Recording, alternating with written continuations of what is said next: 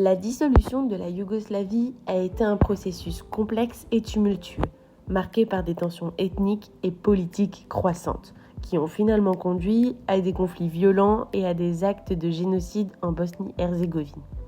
La Yougoslavie, formée après la Première Guerre mondiale, était composée de plusieurs républiques ethniquement et culturellement diverses, dont la Serbie, la Croatie, la Bosnie-Herzégovine, le Monténégro, la Slovénie et la Macédoine.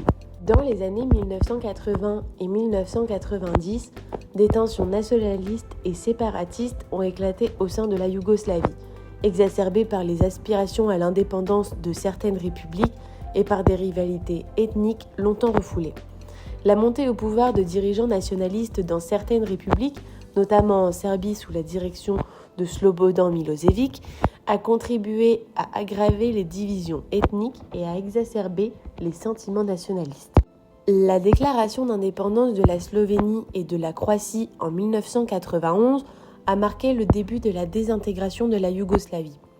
Cependant, en Bosnie-Herzégovine, où résidaient des populations bosniaques, serbes et croates, a été le théâtre de certaines des pires atrocités de la guerre. En 1991, soit 4 ans avant l'année du massacre, les Bosniaques représentaient 75% de la population de Srebrenica.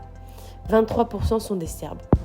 En avril 1993, en réponse à la détérioration rapide de la situation humanitaire, le Conseil de sécurité de l'ONU a adopté la résolution 819, déclarant Srebrenica une zone de sécurité.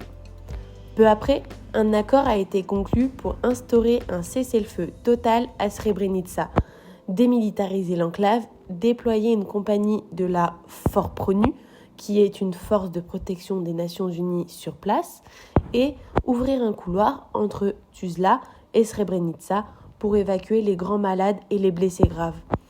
La FORPRONU a établi des postes de commandement à Srebrenica et à Potokari, à 5 km au nord, pour superviser la démilitarisation de la ville. Les premiers soldats de la FORPRONU sont arrivés en avril 1993 et la relève des troupes s'est effectuée tous les 6 mois environ. Leur effectif n'a jamais dépassé les 600 hommes et ils étaient équipés d'un armement léger. En 1995, un bataillon néerlandais, le Dutch Bat, est arrivé pour renforcer la présence de la FORPRONU. En mars 1995, Radovan Karadzic, président et commandant suprême des forces armées, a donné instruction aux forces serbes de Bosnie d'éliminer la population musulmane des enclaves de Srebrenica et de Tsepa. Cette directive, notamment connue sous le nom de directive No 7, a préparé le terrain pour les crimes commis en juillet 1995. Elle ordonnait à l'armée de la Republika Srpska, la VRS, de créer une situation d'insécurité totale, ne laissant aucun espoir de survie ou de vie future aux habitants de Srebrenica et de Tsepa. Le massacre de Srebrenica a été commis par les troupes armées de la République serbe de Bosnie, anciennement l'armée populaire yougoslave commandée par Ratko Mladic. Les troupes serbes sont secondées par les Scorpions, un groupe paramilitaire serbe. Des personnes ont été détenues et placées dans des camps de concentration et des milliers de femmes bosniaques ont été systématiquement violées. La liste des atrocités est interminable, mais Srebrenica est devenue la page la plus sombre de la guerre. Des conflits ethniques sanglants ont éclaté, accompagnant des crimes de guerre, de nettoyage ethnique et finalement de génocide où des milliers de Bosniaques ont été tués par les forces serbes de Bosnie. Le terme crime contre l'humanité et de génocide sont au cœur de ces atrocités. Le génocide tel que défini par le droit international désigne des actes commis dans l'intention de détruire en tout ou en partie un groupe national, ethnique, racial ou religieux. Les crimes contre l'humanité, quant à eux, englobent des actes odieux tels que les meurtres, la persécution, le viol et les déplacements forcés de la population lorsqu'ils sont commis dans le cadre d'une attaque généralisée ou systématique contre une population civile. La dissolution de la Yougoslavie a été ainsi un catalyseur tel qu'une période les plus sombres de l'histoire européenne récente, marquée par des violations massives des droits de l'homme et des crimes contre l'humanité.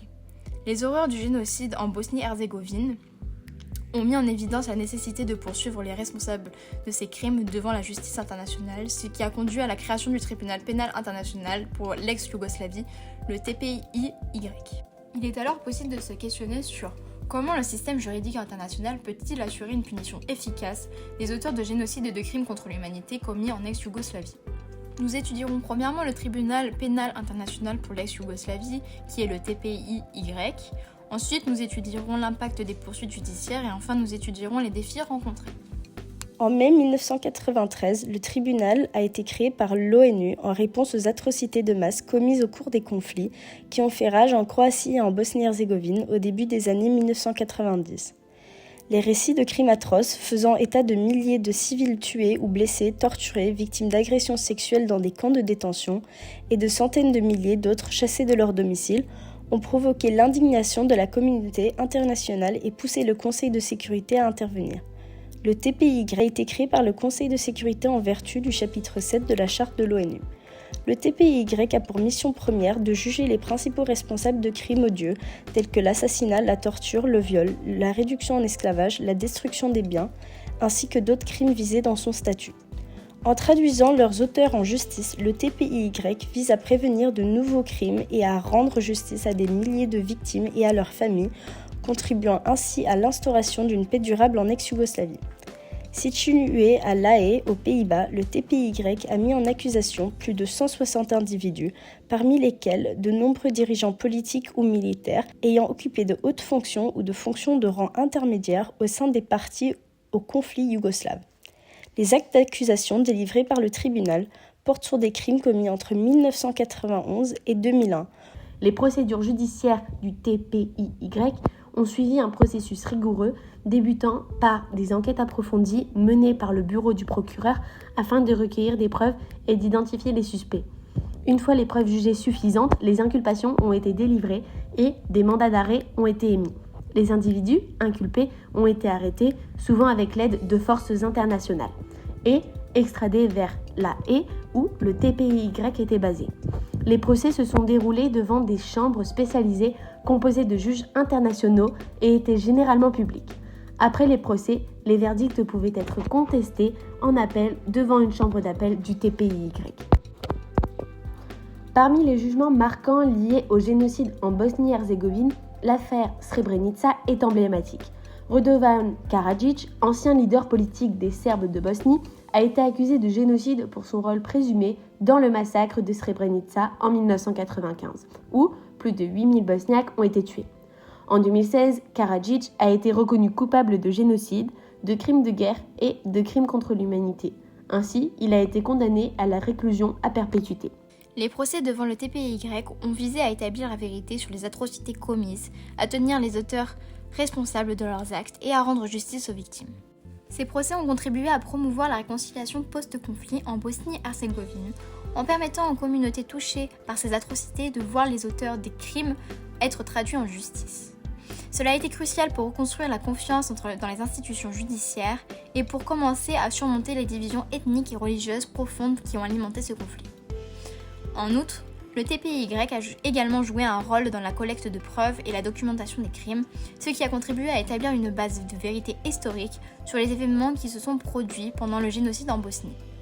Cette reconnaissance de la vérité est un élément essentiel de la réconciliation post-conflit. La fuite des criminels de guerre et les difficultés d'extradition ont été des défis majeurs rencontrés par le TPIY dans le cadre de sa lutte contre les responsables du génocide en Bosnie. Fondée en 2002, l'association des maires de Srebrenica recherche des personnes disparues et des fosses communes, soutient les survivants et demande justice. Nous voulons que le monde entier sache que nous avons survécu, a déclaré Madame Subacic.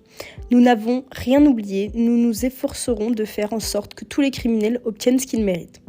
Un exemple emblématique de cette difficulté est l'affaire de Ratko Mladic, l'ancien général des forces armées serbes de Bosnie et l'un des principaux accusés des crimes de guerre et de génocide commis pendant le conflit bosniaque. Mladic a été inculpé par le TPIY en 1995, mais il est resté en fuite pendant plus de 16 ans afin d'être arrêté en 2011 en Serbie. Son arrestation a été le résultat d'une traque internationale et a nécessité une pression considérable sur les autorités serbes pour qu'elles coopèrent avec le TPIY. Cette affaire met en lumière les défis auxquels le TPIY a été confronté dans ses efforts pour traduire en justice les criminels de guerre en fuite. Parmi ces défis figure la protection offerte par certaines factions politiques ou ethniques, ainsi que la réticence de certains États à coopérer pleinement avec le tribunal. Le manque de volonté politique et les tensions politiques locales ont parfois entravé les efforts visant à localiser et à extradier les fugitifs recherchés.